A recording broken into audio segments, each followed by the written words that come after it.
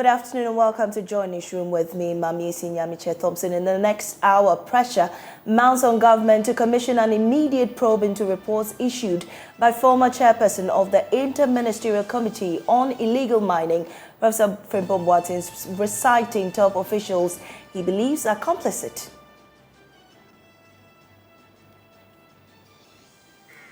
Meanwhile, Director of Operations at Jubilee House, Lord Comey, is challenging portions of the report attributed to him, vowing that he never spoke to government appointee his entire life. Also, Vice President Mahamudu Bawumia says his government is oriented towards providing inclusive governance that caters for the needs of all groups of persons in Ghana.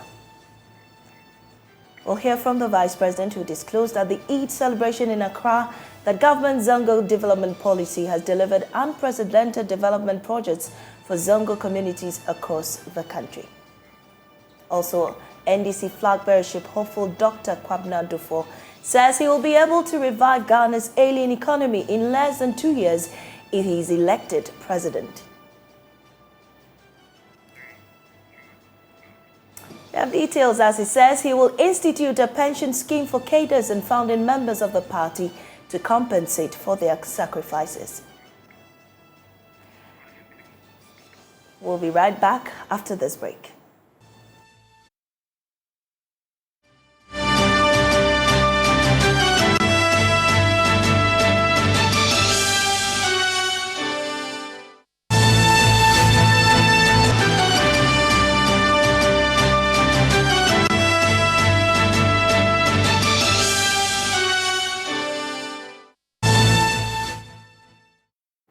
Welcome back now to our first story. There are growing calls for a bipartisan probe into the disturbing details contained in a report authored by former Environment Minister Professor Frimpong Boateng, stating how he was frustrated by political figures in the discharge of his duties as chairperson of the Inter-Ministerial Committee on Illegal Mining.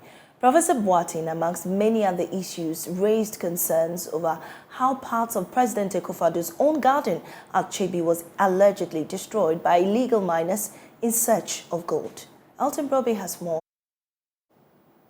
The report by Professor Frimpong Boateng says that the impunity in the eastern region is exemplified by the near unbelievable activity in Chebi, the hometown of President Akufo-Addo. According to him, an executive of the MPP mined for gold at an area close to the residence of the president at Chebi. This, he said, led to a destruction of parts of the president's garden. Professor Boateng said he looked into the matter and found out it was true and that the president did not know about it. He says he dispatched an excavator and bulldozer to the place to restore the vegetation cover. Now enters cousin to the president, Gabi Asare-Okyere-Darko, and this has to do with the company he says the committee was tracking. The committee, according to Professor Frimpong Boateng, noticed that the activities had destroyed the forest and that he was ready to dislodge the company when Gabi Asare-Okyere-Darko called and introduced himself as lawyer for the company Heritage Mining. Professor Boateng said he informed the president about the conduct of Gabi, and the president assured him he would deal with the matter. But Gabi Asare-Okyere-Darko said he only called the renowned medical doctor to seek information on his client, a company that had a permit to mine in the country. Now, what do you do as a lawyer? So I called the minister for clarification. I have a client who has all the documents or permits and licenses required to do prospecting. Everything. And he goes on site, and then soldiers come to basically stop, not just stop them from working, but seize all the equipment. So I asked the minister, but they have permits, so what really, I want to understand the issue. And then the minister fires back and says, they are not prospecting, they are mining. Are you challenging the permit as fake? I said, no, but it should not have been issued. I said, yeah, but that's a different matter. Joseph Albert Kwam is a former member of parliament for Manson Kwanta in the Ashanti region.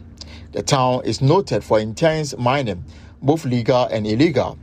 Between 2017 and 2020, he served as a member of the Minerals Commission Board.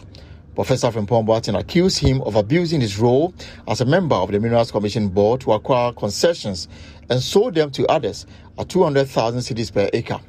I do not even have a single concession. I don't even have a concession in my name. My brother, if he claims that I have dozens of concessions, that means 12, 24, 144. He must come out with a document that bears my name, a concession document that bears my name. It's a fabrication. I'll let my lawyers write to him to retract and apologize. If he doesn't do it, I will advise myself. Senior journalist Malik Kwakubaku Jr. did not escape the lenses of Professor Frimpong Boateng. The managing editor of the Crusading Guide newspaper is accused of fronting for a Canadian mining firm, C&J. Mr. Bako is alleged to have called Professor Frimpong Boateng to say that the managers of the company are his friends. The former minister says he came under severe attack by the journalists who then caused unsavory publications about him. But Kwakubaku Jr. is fighting back. First, he said he had no direct editorial or operational involvement in the publication by his newspaper. However, as a co-publisher of the newspaper, he accepts responsibility. He further adds that he simply called the minister to arrange meetings for managers of the said company. He admits that he indeed told the minister that he was friends with one of the owners and that they were engaged in legal mining and will be providing documents to prove this once they meet him. He says that he was not part of the said meeting. Deputy Lands and Natural Resources Minister George Mrekuduka is questioning the expertise of the former Environment Minister, but says the security agencies have been tasked to look into the allegation. Professor Frimpong Boateng is a Ghanaian. Yeah. He served in high authority. Anyway, he says this is his report, is without doubt. He has made his own allegations. I wouldn't want to taint it in any way. Okay. If there are issues to be investigated, I will leave that one for the security agencies to do so. But I wouldn't also sit here and use issues raised in his report to implicate people. Convener of the Media Coalition Against Illegal Mining, Ken Ashigbe, is not surprised by the content of the report, but worried that government has failed to take action. Meanwhile, leading members of civil society and some opposition political parties are demanding for an independent probe into the recent concerns raised by Professor Frimpong Boateng. Speaking on Newsfile, convener for the Media Coalition Against Illegal Mining, Dr. Ken Ashigbe said there is the need to get to the bottom of the report. He therefore wants the president to act on the report to ensure that those found culpable are punished. So we really need to get to the bottom of this. And, the fact that things have been done wrongly, without a doubt. The fact that people, there's political capture and, there's political complicity involved in it, without a doubt. But where it is taking us to, we need to stop and say, and nobody can attempt to want to rubbish, Frimpong Boateng's report. As if the things he's saying, there's no truth in it. There's a lot of truth in it. But the only thing is that we need to take it through the rigor of a proper, and I don't want to hear only just the politicians. Yes, we definitely need to see them on the table, but we need to get civil society, we need to get independent bodies also on board for this thing to be investigated. My appeal to the president is that if he's putting his presidency on the line, he should commission a committee made up of the two political parties. I don't mind them being involved, but other experts, other civil society organizations, the media, to be able to do a transparent, investigation in it. Coordinator, Third World Network Africa, Dr. Yao Graham, says even though there are denials to the report, the overall picture about the country is dangerous. People have issued denials and so on. Even if those denials are valid, the overall picture which comes out, even we took account of those denials, some of which can be dismissed as really not serious. What we have is a really, really dangerous. And on Sir John, this is a man who willed public forests to his family. So, terms of the forest as a kind of private, assets to be used and given to friends and cronies to mine. Although there's no direct thing, we can again deduce that it will be par for the course in terms of how he saw his role, in office. I know that he's not here to defend himself, But the logic of his practice, we can discuss it. But co-chair, Ghana Extractive Industries Transparency Initiative, Dr. Steve Mantiao, doubts if the president will act on the report. To the extent that at the level of the presidency, there is a certain complicity, then it becomes very difficult to fight it. So I've always actually described the fight against the as a charade. And I've never really taken the president serious, especially when he said he was putting his job in. From 2021, when he received this report, what has he done about it? Not even a public expression of indignation of the revelations in this report and directing actions that will actually get to the bottom of the alley contained in the report. Meanwhile, former MP for Manson Kwanta, Professor Joseph Albert Kwam, wants Professor Frimpong Boateng to back his claim against him that he is involved in the sale of large concessions with evidence. I was the lead advocate against illegal mining.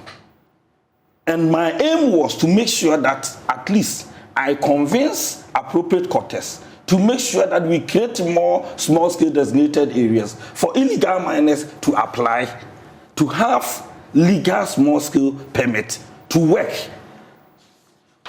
without destroying the environment. This is what I did. So right now, he's saying that I have a lot of concessions. And sometimes I sell some at the cost of 200,000. He who alleges must prove.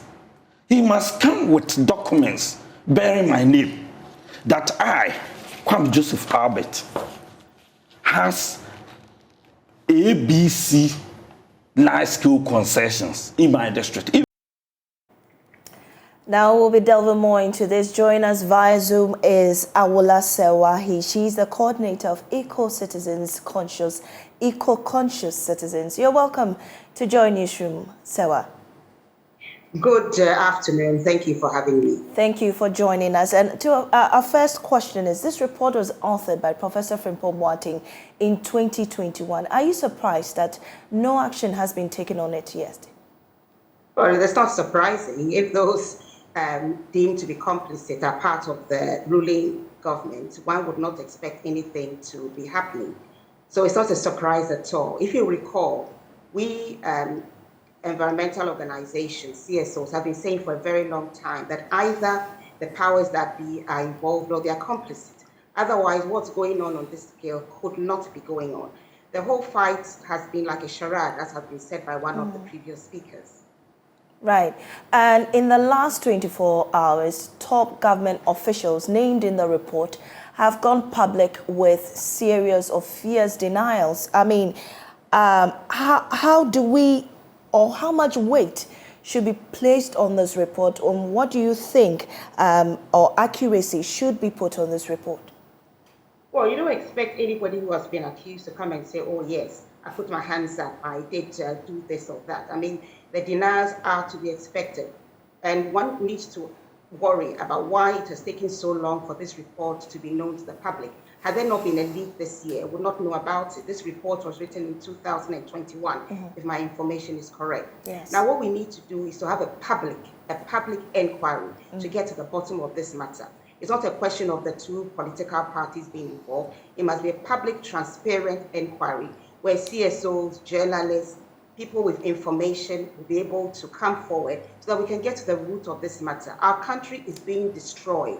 Our landscape devastated, our rivers poisoned. We need to do something about it. How many pristine rivers or streams are left? We have, for example, the Atronsu stream in the Seshri Atronsu area, and they are being threatened with community mining, which we know will only destroy the environment and poison the water. So we need to get to the bottom of this matter yesterday, before the next elections. Right, so and one of the key revelations in the report is how the community mining initiative has been abused, you know, and used as cover for galamsey. Should we maintain the initiative in its current form, or should there be a review? There should be a pause. We should stop the community mining straight away. Community mining in many communities is seen as just another euphemism, the same thing as galamsey. As I said, the communities are being devastated. I talked about, there are so many places, Mantukwa, Seshri, Atronsu, so many places where the people there have said, we do not want community mining. All it will do is destroy our cocoa farms, destroy our livelihood, and poison our environment and rivers. So we are saying that stop community mining and also stop the granting of licenses, prospective licenses, all sorts of licenses in forest reserves. It defies logic. If you have a forest reserve, why on earth would you be issuing licenses? What are people going there to do? To have a picnic? Of course not. If they are prospecting, what are they prospecting for? So what we are saying is an end to community mining.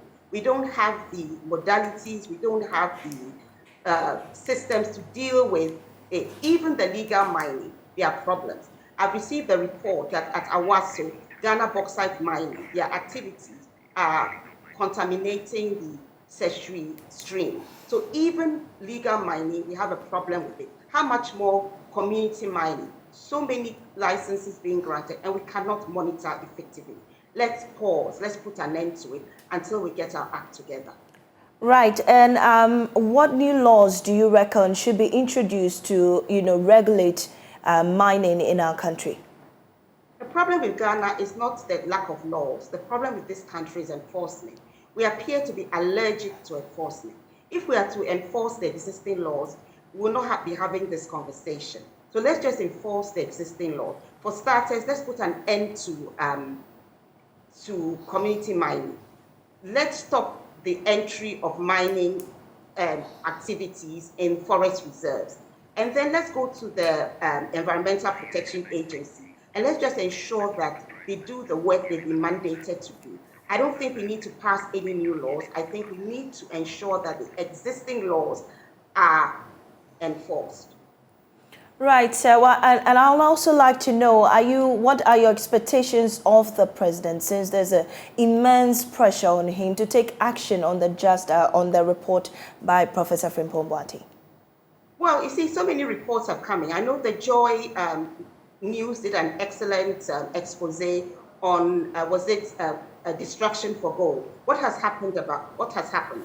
So it's a question of civil society, journalists, the media is doing an excellent job. Piling up the pressure, because putting your presidency on the line is not a question of words, it's a question of action. If there's enough pressure, there needs to be an independent public inquiry into this matter, and indeed into mining in general in this country, even so-called legal mining. We need to have a public, transparent inquiry. There needs to be pressure, there needs to be time scales. The committee must be set up within the next month or so, and they must come up with a report which will be public, otherwise it will be hidden in somebody's in-tray until somebody leaks it, just like this report that was written in 2021. So the pressure needs to pile up until the independent inquiry has been, public inquiry has been set up, and then continue piling the pressure so that it does its work in a timeous way, and it does its work properly, professionally, and people with information are called in without being intimidated. That's the only way we'll get to the bottom of this matter. Indeed. If it's not a public inquiry, we will not get all the information we need to get. Right. And public is resuming soon. What do you reckon? Should they be involved in this, or what kind of role should they play in getting this done? I'm sorry, your question again? I didn't hear you well. Yeah, indeed. I was asking, Parliament is resuming soon. I mean, what role do you think they should play in this issue? Well, Parliament should add its voice to ensuring that an independent, transparent inquiry is set up as soon as possible. What we are facing is a clear and present danger. Our land is being poisoned. Water company has told us that if this continues, we'll have to import water. What on earth are we waiting for to get our act together? It's quite clear that because highly placed persons are involved or complicit, that's why we've been dancing around this matter. Parliament must ensure that there's an independent committee set up as soon as possible, and this matter is investigated, and those who need to be dealt with. The pressure should continue piling until proper recommendations are implemented. You don't want a situation where a report is made and then it sits around and none of the recommendations are implemented. And accountability needs to happen. Those who have been involved must be dealt with. It doesn't matter who they are, which party they find themselves in. Because we know that this is happening on both sides of the political divide. It's not just the NPP. We know that. And so in your own capacity as eco-conscious citizens, I mean, are you taking any action as in your campaign or in your advocacy for the environment in this matter? Yes, we're adding our voices to the other CSOs, and we're saying that we want the setting up of this transparent public inquiry, and we want an end to community mining. We want an end to community mining. And then we're also saying that, look at, for example, what happened in the Tano Nimiri Forest Reserve with Akonta mining. Why has there been no accountability? This ends credence the fact that we're not serious about dealing with illegal mining. When the directors of Akonta mining are arrested and arraigned before court, then we will know that we are serious about dealing with the ravages to our land by illegal mining. Right, so we're grateful for your time here on Joy Newsroom, and you had Sewa Awula. She's coordinator for eco-conscious citizens. Meanwhile, Director of Operations at Jubilee House, Lord Cummings, challenging portions of the report attributed to him, vowing that he had never spoken to the government appointee ever in his entire life. And granted that he wrote that, whether he's in his right frame of mind, because this is a minister that I have never spoken to him before in my life. You heard it. I have been national organizer of this party for years, okay? When I knew him, all through to becoming a minister of state and thereafter. Never, ever have I spoken to him in my life. So I don't know what he's talking about. In any case, which of them is he tagging me with? That I'm the frontal person, or I am the influencer or interfering person, or that I am the main person? It's ridiculous, okay? And in fact, he should not play on the minds of Ghanaians. This is a whole professor, okay, highly respected in the Ghanaian society, that the president gives you a tax, okay, and a huge tax as one. What did I hear you read? That he was trying to accuse the president of total disregard? For goodness sake. Well, was he the one who advised the president to set up an interministerial committee in the first place? For him to now call it total disregard. The man who sets the committee up, if he were not serious and didn't mean it, he would have set it up and appointed you. The president had some serious confidence in you. That is why he put you there. You failed. And instead of bowing down your heads in shame and accepting the responsibility, you try to throw names around. I am not part of the names that he's going to. I have been director of operations since 2017. Okay, when the president set this committee up. Okay, the president in his own wisdom thought that he wouldn't want to add his director of operations to this committee. And so be it. Never ever. Okay? And I repeat it, never ever. In any case, I heard about some 2-3 weeks ago that he was throwing some wild accusations around, and the president had asked the CID headquarters to investigate that. Okay, so he should go there and face it. And then if he has the balls to mention my name, I would meet him there. Okay, he has to prove beyond reasonable doubts. I am not the type that people can just run around throwing my name around and get away with it. Certainly, so far as that his terms of reference of managing this whole very important operation is concerned. I am not part of it. I couldn't have been part of it, and he should come again. Away from that, NDC flag bearer hopeful Dr. Kwabena Dufo says no matter the state of the economy, he'll be able to revive it in less than 2 years if he's elected president. Speaking during his tour of the Central Region, he said, among others, he will also restore the NDC's Heroes Fund and institute a pension scheme for cadres and founding members of the party to compensate for their sacrifices. There is more in this report.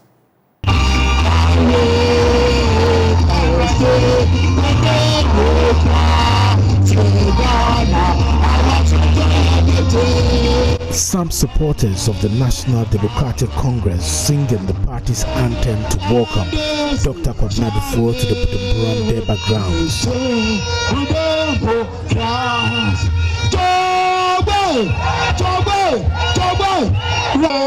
Pieces may come, pieces may go, but pieces Duffuor has come to stay. Present were constituency and branch executives of Iwutu Senior East, Iwutu Senior West, and Kumwa East. In his address, the former governor of the Bank of Ghana said he will eliminate all schools and the trees if he's elected president.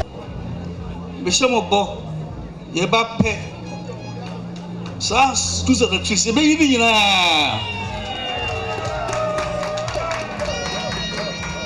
now William, this time no. We will eliminate all schools and the trees. It is the local people, contractors, and artisans from the beneficiary constituencies who will be in charge of the construction, so they can also get some money. Government and the grassroots will collaborate on everything. Yeah, say, Afra place, you know, Afra contract free Graha. Amay schools and the trees. Yes, sir. You say build that.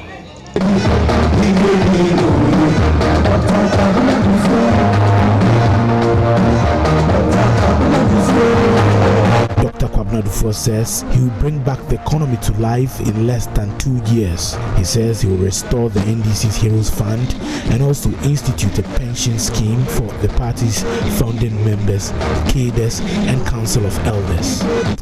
Cadres, founding members, Council of Elders, we will put in place a pension scheme for all of you. If you say, because if you had worked for government, you would have been benefiting from pensions. You sacrificed your life for the party and you don't have to die in misery.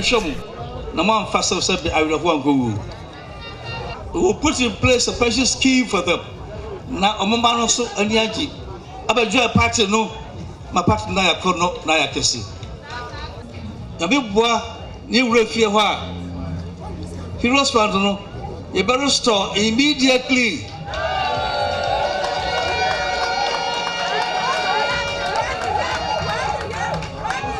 No matter the condition of the economy, every 2 years.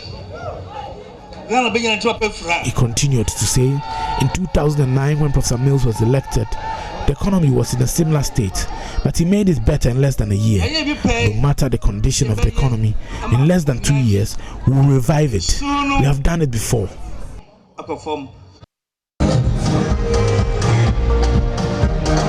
Former national organizer and campaign manager for the Duffuor campaign, Yabuatinjan, described the former BOG governor as selfless and dedicated. He's urging the party members to vote for him as flag bearer. Obi baby say, I don't know somebody in what you see. On your whole war, NDC. What can we be any at NDC? If I had 3 no. He said, our father here is not a stranger in the NDC. He is part of the founding fathers of the party. He was there with us in 1983. His very close friend was the founder, J.J. Rawlings.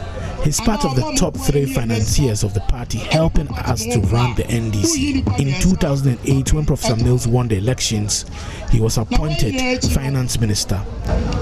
2008, Professor Mills winning here. As finance minister, Okasu obey Jumano on certain conditions. Condition number 1, Jumano and you pay. And part throughout the 4 years, Papa no one you pay. For the 4 years, he did not take any salary. He did not stay in a government bungalow. He did not use any government vehicle. He did not also take ex gratia.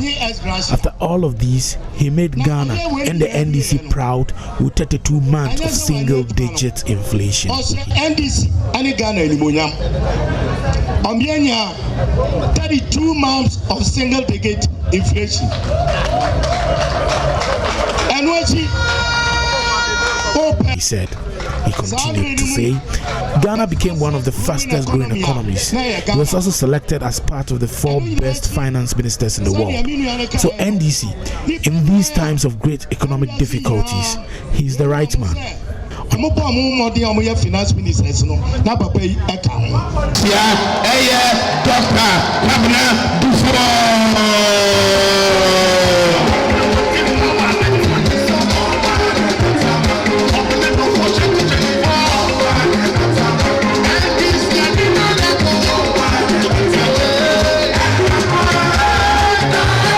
First day of his tour, Dr. Kwabena Duffuor also interacted with constituency and branch executives from Efutu, Gomwa West, Aguna East, Aguna West, and Gomwa Central constituencies. The rest include Isikuma Odoben Brakwa, Ijumaku Inyan Esiem, Ekonfi, and Infantaman constituencies.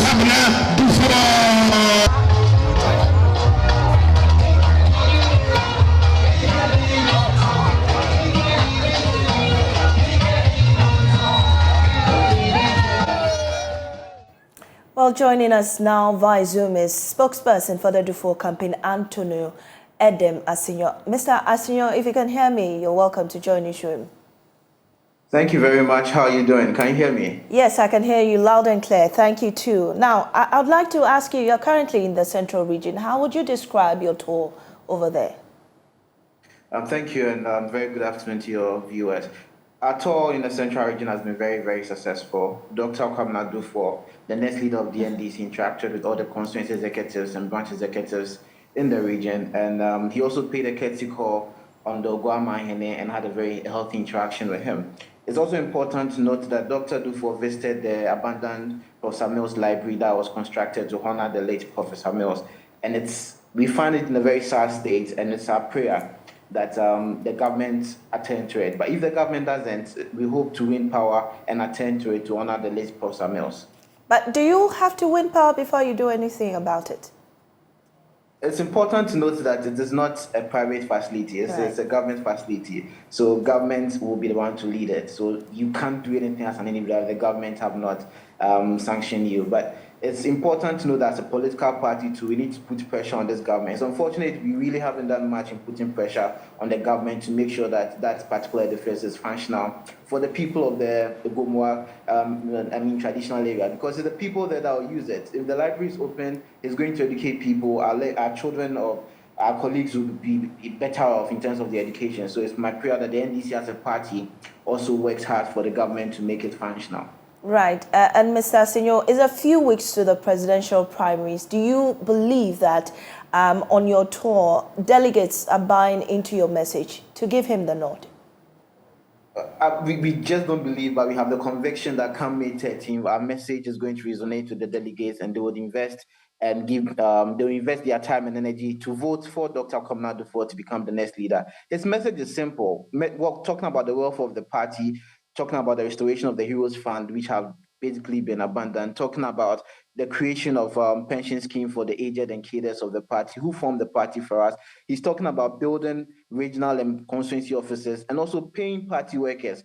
It's important to note that when someone works, you need to motivate the person to get the best out of the person. Maybe it's because you are not paying them, that's how come you are not able to collate our results in the past 2 elections.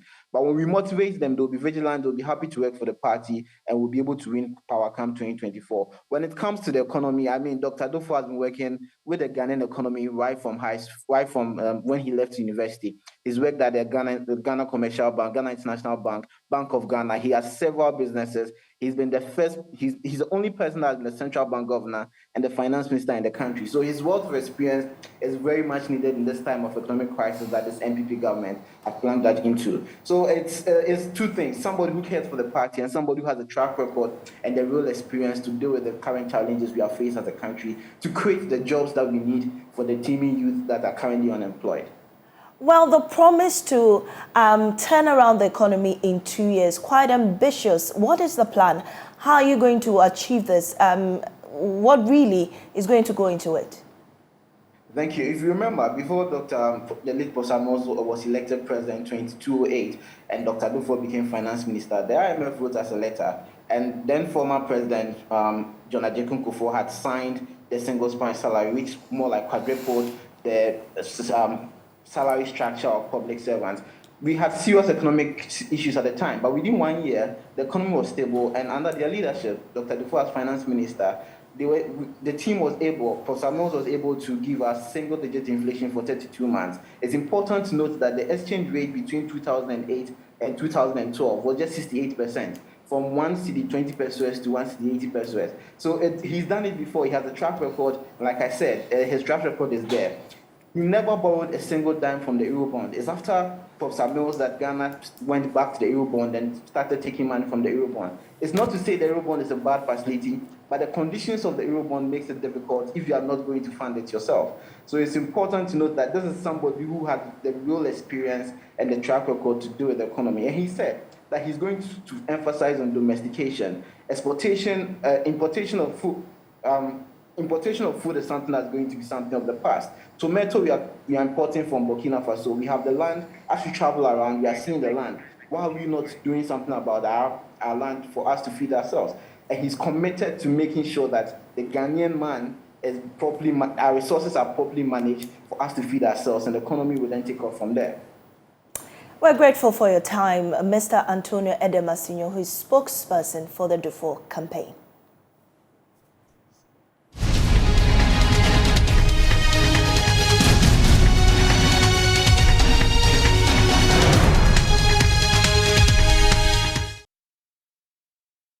Well, we go back to our first story on the Professor Frimpong Boateng report. We hear or we understand that the president has been responding, and we have our presidential affairs correspondent, Elton Brobe, joining me now with details. Elton, what more do we know from the presidency? So we've got this statement on the official website of the presidency of Ghana. And it says the attention of the office of the president has been drawn to a publication in the media ostensibly quoting from a document authored by the former Minister for Environment, Science and Technology and Innovation and chairperson of the elsewhere Interministerial Committee on Illegal Mining, Professor Kwabena Frimpong Boateng, which allegedly imputes wrongdoing on the part of some government appointees in the fight against galamsey. The statement says that at the onset, it must be pointed out that the document being discussed was not an official report formally delivered to the office of the president. On the contrary, it can only be rightfully referred to as a catalogue of personal grievances and claims made by Professor Frimpong Boateng, intended to respond to some issues he faced as chairperson of the IMCIM. The document, according to this publication, was handed to the Chief of Staff at the Office of the President on March 19, 2021, in an informal meeting where Professor Frimpong Boateng complained about public attacks and criticism made about his tenure as chairperson of the committee. This was after Professor Frimpong Boateng's tenure as minister had not been renewed by the President of the Republic in the second term. The document, according to this statement, did not have a transmitter or cover letter, nor indeed as an address, such as to suggest it was submitted to the Chief of Staff for action. It is noteworthy that the committee was a creator of cabinets, and any informal report on an activity would normally be submitted to the cabinet through the cabinet secretary or directly to the President of the Republic as chairperson of the cabinet. To date, according to this statement from the presidency, Professor Frimpong Boateng has not done neither. It says it is important also to point out that while Professor Frimpong Boateng makes serious allegations about some government appointees as having been involved or supporting or interfering with the fight against illegal mining, not a single piece of evidence was adduced or presented to enable the claims to be properly investigated. Indeed, the allegations, according to the statement contained in the document, are advert hearsay. It says it is instructive that since Professor Frimpong Boateng's meeting with the Chief of Staff in March 2021, he has not taken no step or acted in furtherance of the matters contained in the document. The President, according to the statement, is committed to fighting illegal mining, and according to them, this is unassailable. And the Office of the President welcomes any information on illegal mining activities which provides a credible basis for investigation to be conducted by the Criminal Investigation Department of the Ghana Police Service. And the statement ends by saying that we continue to count on the cooperation of the general public. Well, Elton, I mean, there have been top government officials named in this report. Is there any indication that the presidency will be taking any action on that or any form of investigation? Well, this is the report I read to you is in its entirety. The only thing that may respond to your question is where the statement says that the president's commitment to fighting illegal mining is unassailable, and the office of the president welcomes any information on illegal mining activities which provides a credible basis for investigation to be conducted by the Criminal Investigation Department of the police. It also goes on to say that the allegation contained in the document, which has become a matter of intense debate in the media, are at best hearsay. And it also goes to say that it is instructive that State Officer Maame meeting with the Chief of Staff in March 2021, he has taken no step nor acted in furtherance of the matters contained in the document. And it goes on to say that there is no, Professor Maame has not presented not even a single piece of evidence to enable the claims to be properly investigated. Right. And apart from Lord Comey, what else, or the names that have been mentioned, been saying about the allegations leveled against them? Well, we've heard from the Information Minister, we've heard from Albert Kwam, the former Member of Parliament for Bansum Kwanta. We've also heard from Gabi Asaracheda, who cousin to the President. None of them have denied their involvement in any illegal mining. Some Koyo Ponkmines provided evidence about the supposed meeting that Professor Maame says in the document that that meeting was put together to sort of get a media person to write unsavory, news about him. He says that there was nothing like that. It was a Bank of Ghana, seminar that was put together to train journalists on financial reports, and he was there as the minister responsible for information. So basically, these are everybody who's been mentioned in this document has denied, being part of what they have been alleged to have done. Professor Bob, we reached out to him, says that the matter is before the police, is assisting the police in their investigation, and for that reason, we will not be able to make any further comments on the matter. We're grateful for your time here. That was Presidential Affairs Correspondent Elton Brobe there. On this note, we'll take a break and we'll be right back.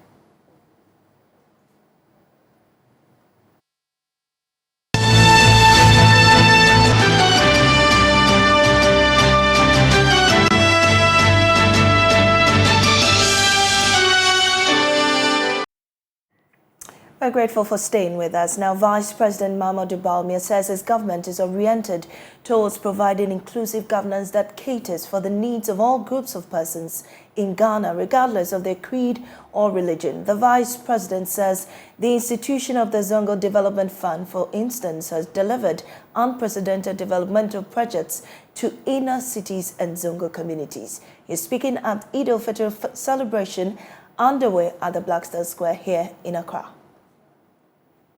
Distinguished ladies and gentlemen, one of our inclusive development policies has also been the establishment of the special development agencies, which includes the establishment of the Zongo Development Fund as a special development vehicle for Zongo development. Until 6 years ago, it was never heard before independence that a national budget would have a special allocation for Zongo development and in other parts of the country. After 6 years, the Zongo Development Fund has delivered unprecedented infrastructure projects nationwide in areas of classrooms, health facilities, libraries, roads, drainage systems, astroturfs, as well as entrepreneurial support and educational scholarships to thousands of individuals. In the next 2 years, inshallah, 40 young men and women drawn from various Zongo communities to train in Cuba on scholarships will graduate as medical doctors, inshallah. We can imagine the enormous contributions and impact they will make on their families, communities, and the nation when they return home as qualified and certified medical doctors. This is the inclusive development we envisioned. To be innovative, we have the right policies and create opportunities for all. As I said earlier, inclusiveness brings harmony, and the quest to achieve inclusiveness is development for all, means a government has to think outside the box and come out with effective and transformational policies which benefit all the people. This has been our focus and commitment in spite of unfortunate obstacles we usually face from pessimists at implementing some of these socially beneficial policies. Many of these policies, the unique national ID system, the property address system, the medical drones delivery, the mobile money interoperability, and even the Zongo Development Fund were thought of as impossible to achieve by many skeptics. But by the grace of Allah, they have been possible.